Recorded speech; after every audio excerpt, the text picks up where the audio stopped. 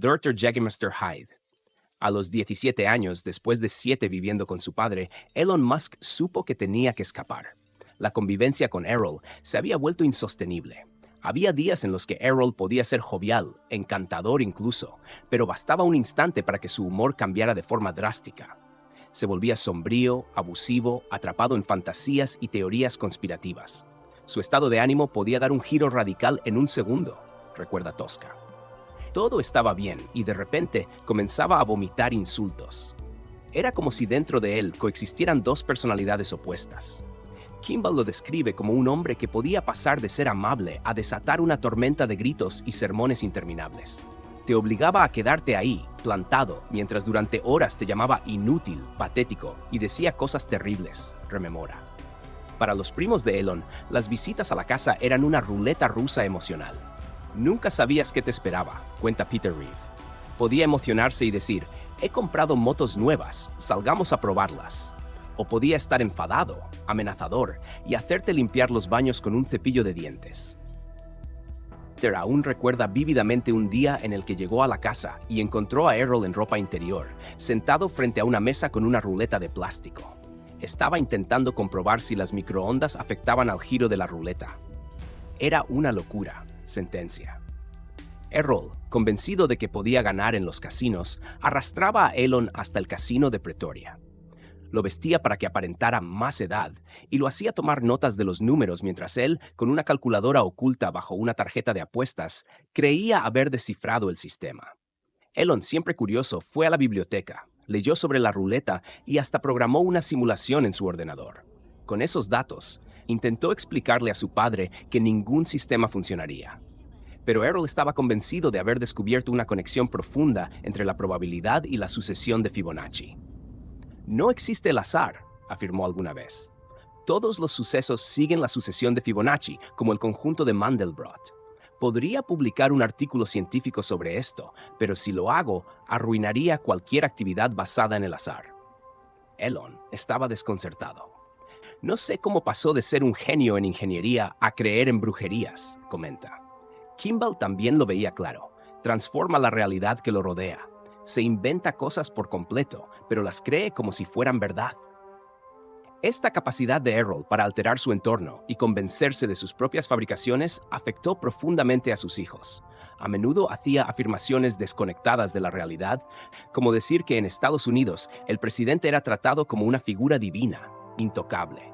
Otras veces se inventaba historias en las que siempre era el héroe o la víctima. Y lo decía todo con tal convicción que Elon y Kimball terminaban cuestionándose su percepción del mundo. ¿Te imaginas crecer así?, pregunta Kimball. Era una tortura mental, te infecta.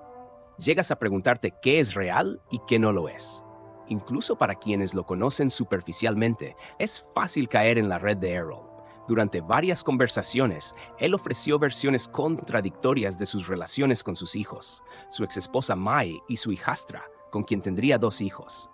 Elon y Kimball han creado su propio relato sobre mí, pero no coincide con los hechos, asegura. Sin embargo, cuando se le presiona, su respuesta sorprende. No me importa si escogen una versión diferente, mientras sean felices. Que ellos tomen la palabra. En la vida de Elon, esos años con su padre dejaron una huella imborrable. Errol era un hombre de contrastes extremos, capaz de inspirar y de causar tormentos emocionales, una presencia que moldeó tanto el carácter como las ambiciones de su hijo. Sombras del pasado.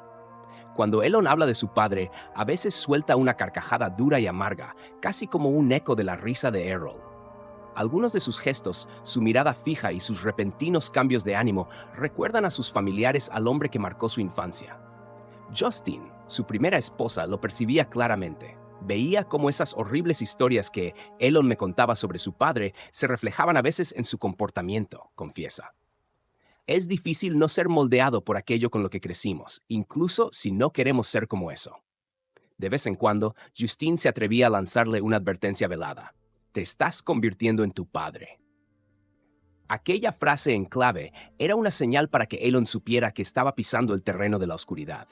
Pero Justine también veía diferencias fundamentales.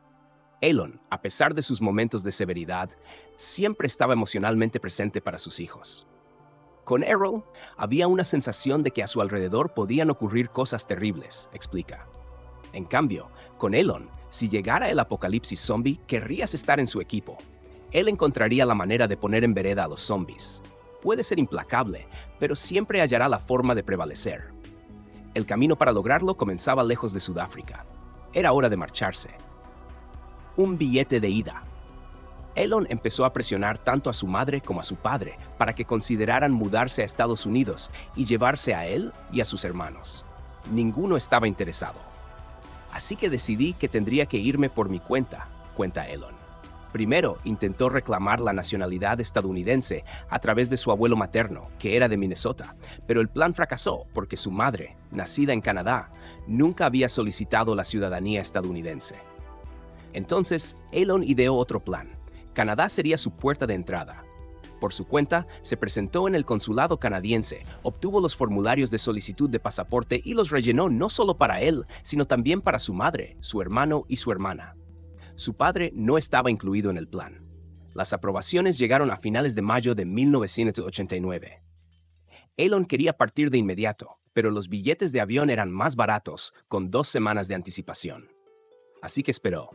El 11 de junio de 1989, apenas días antes de cumplir 18 años, cenó con su padre y sus hermanos en el mejor restaurante de Pretoria, Cynthia's. Después, lo llevaron al aeropuerto de Johannesburgo. «Volverás en unos meses», le dijo Errol desdeñosamente. «Nunca triunfarás». Como era habitual, Errol tenía su propia versión de los hechos, una historia en la que él, por supuesto, era el héroe. Según su relato, Elon sufrió una profunda depresión en su último año de secundaria. La cúspide de su desesperación llegó el Día de la República, el 31 de mayo de 1989. Mientras la familia se preparaba para ver el desfile, Elon se negó a levantarse de la cama. Errol asegura que se apoyó contra el escritorio de la habitación, junto al ordenador que Elon tanto usaba, y le preguntó, «¿Te gustaría ir a estudiar a América?» Elon, según él, reaccionó de inmediato, «Sí». Entonces Errol supuestamente le sugirió, «Mañana deberías ir a ver al agregado cultural estadounidense, un amigo mío del Rotary». Elon desmiente todo. Su padre dice había tejido otra de sus elaboradas fantasías para colocarse como salvador de la historia. Y en este caso había pruebas. El día de la República de 1989, Elon ya tenía en mano su pasaporte canadiense y había comprado su billete de avión.